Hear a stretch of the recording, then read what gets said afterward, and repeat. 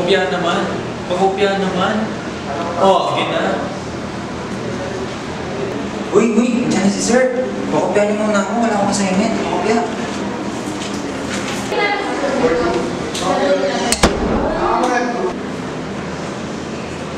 Okay, class. Today, we're going to discuss the chain rule.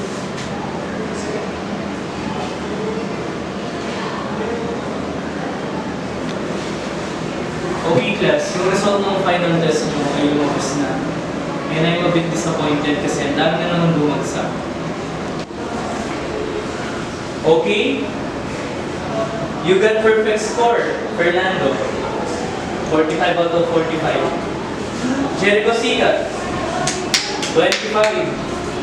Eman, 25. Lumelay, we got 35.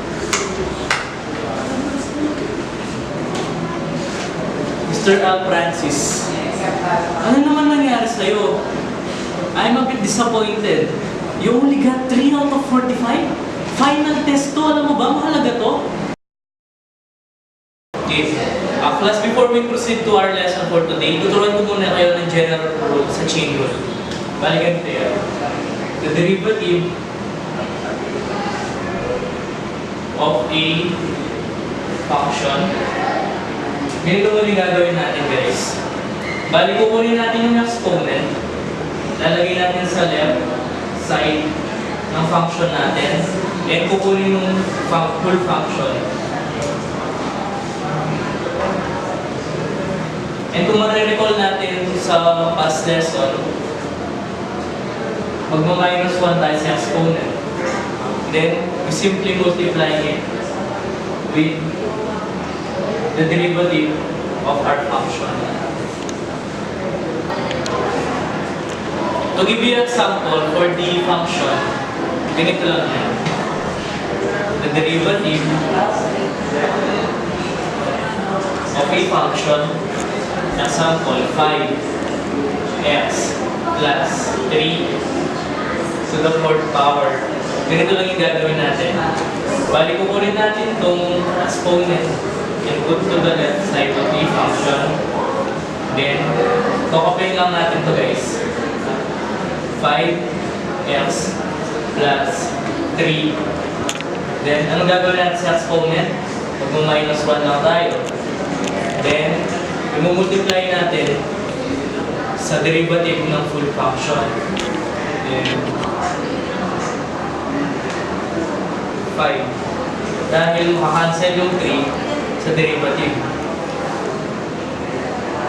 After that, pwede natin kunin yung product ng 5 and 4 bali magiging siyang 20 and copy the function.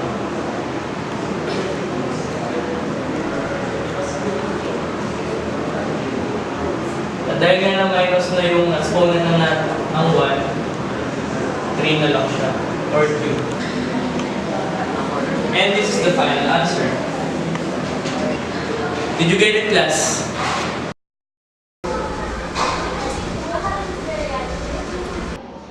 Tol, pwede paturo naman. Babagsak na ako. Sige, okay. So, sa pinag-aaral ako, magsimula muna tayo sa implicit differentiation. Whether or not an equation can be expressed in explicit form, we can find its derivative. In any equation involving the variables x and y, the process of finding the derivative of y with respect to x or dy over dx is called implicit differentiation. Para mas maintindihan natin, try natin ang example na ito. X squared minus y cubed equals 10. So first, we must find their derivatives. The derivative of x squared is 2x times dx over dx. Since the variable is x, we must put dx over dx. Next, the derivative of negative y cubed. It is negative y squared times dy over dx. Since the variable is y, we must put dy over dx. Next, the derivative of 10 is 0 times d over dx since it is just a constant number. Next, we must simplify them. Since dx over dx is the same, we just cancel them out. And 0 times d over dx is equal to 0. We can also cancel them out. Next, it will be 2x minus 3y squared dy over dx equals 0. We must transpose negative 3y squared dy over dx to the other side. So it will become 2x equals 3y squared dy over dx.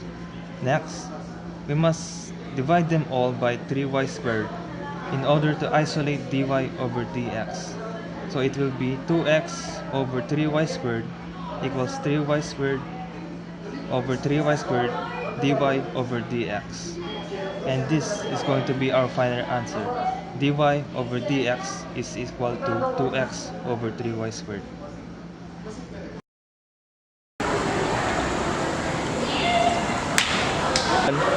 Tol, pwedeng paturo naman. Sige lang. Let me give you an example on higher order derivatives. First, x raised to 4 plus 2x cubed plus x squared. Now, we need to find the y prime first. So, y prime is equal to the derivative of the x4 is 4x cubed plus the derivative of the 2x cubed is 6x squared plus the derivative of the x squared is 2x. Next, we need to find the y2. Then the derivative again of the 4x3 is 12x squared plus the derivative of the 6x squared is 12x plus the derivative of the 2x is 2. So this will be our final answer.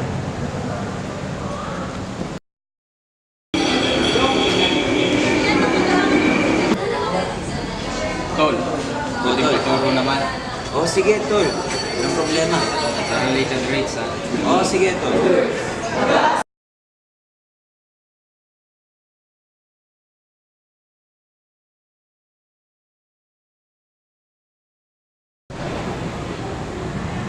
To solve for this problem, we have a given of dr over dt which is 2 millimeters per day.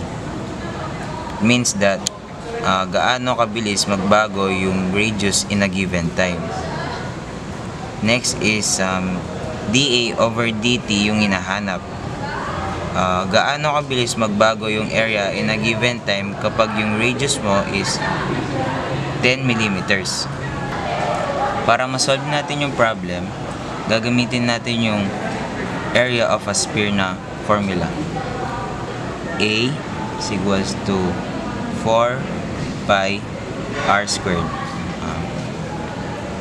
Unang gagawin ay hanapin yung derivative ng A, which is 1.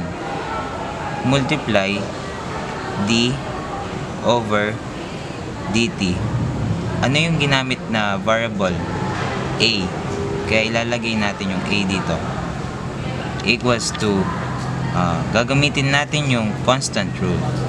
So, paghihiwalayan natin yung 4 pi at r squared.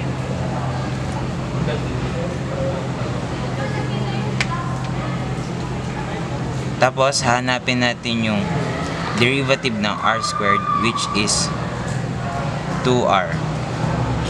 Multiply, so, d over dt.